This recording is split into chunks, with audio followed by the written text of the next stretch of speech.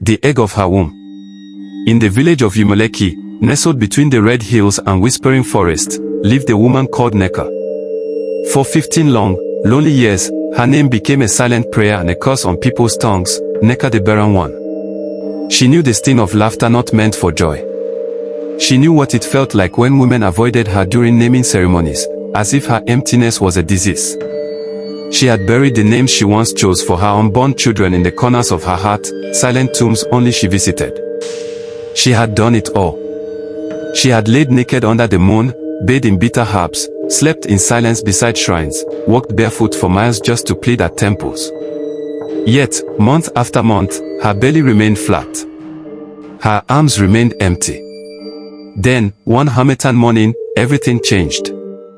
A traveler came, an old priest from the faraway hills of Arechuku, known as Dibia Muo, whose eyes carried the weight of words unseen. They said he could speak with spirits, that his breath had once healed a child dying from the snake of the gods. Neka ran to him with swollen eyes and shaking hands. She fell before him, sobbing. "Please, I will give anything. Anything, just let me carry life inside me." Dibia Muo looked deep into her soul and said, "You must understand, life from the spirits is never free." He handed her a calabash with a single egg, glowing faintly under the sun. "Boil this under moonlight. Drink the water alone. And remember this, when the child comes, never let him cross running water. If you do, the spirits will take him back." Neka obeyed. That night, as the village slept, she sat under the cold moonlight and whispered her hopes into the boiling pot. She drank the water with tears in her eyes. 9 moons later, she felt the first kick.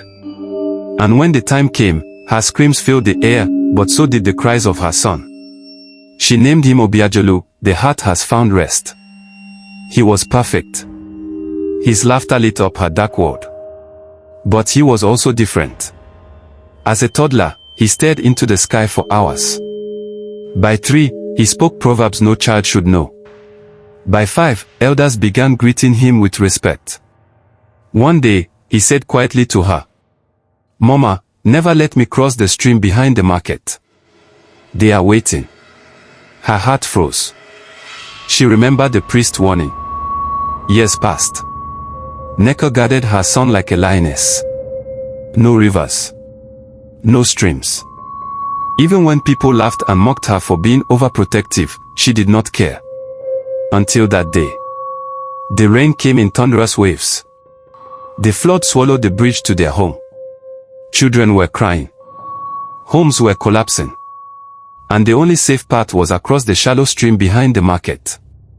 Neka hesitated, holding Obiajulu tightly. "Mama," he whispered, trembling, "please, don't." "My son," she said through tears, "I have no choice." She crossed. That night, everything changed. Obiajulu stopped smiling. He stared at corners that had no shadows. Chickens died without wounds. Dogs refused to enter their compound.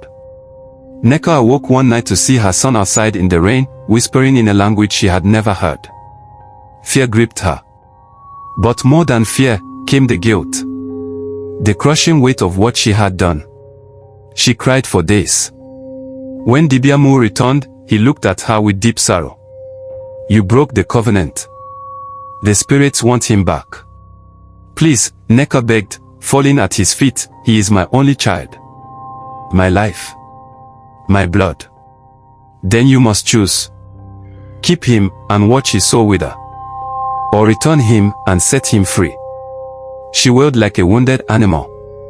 The next morning, dressed in white, she carried Obiajulu to the sacred river. She had tied his hair with beads, kissed his forehead 1,000 times, and sang to him the lullaby she had waited years to sing. "Why must love taste like loss?" she asked the wind. Obiajulu looked at her and smiled faintly. "Mama, I was only sent to heal your sorrow. Let me go." With trembling hands, she placed him in the water. He did not sink. He smiled one last time, then vanished like morning dew. Neka did not speak for many moons. The village pitied her, yet no one knew the depth of the pain in her chest.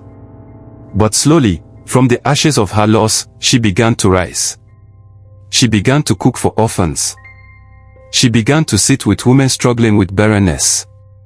She sang songs again, songs of healing, of memory, of courage. Her pain had not left, but it became a lantern for others.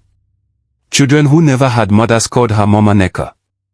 And each year, on the day Obiajulu left, she would go to the river and lay white flowers, whispering, "Thank you, my son. You were never mine to keep. But I will carry your light, as long as I breathe."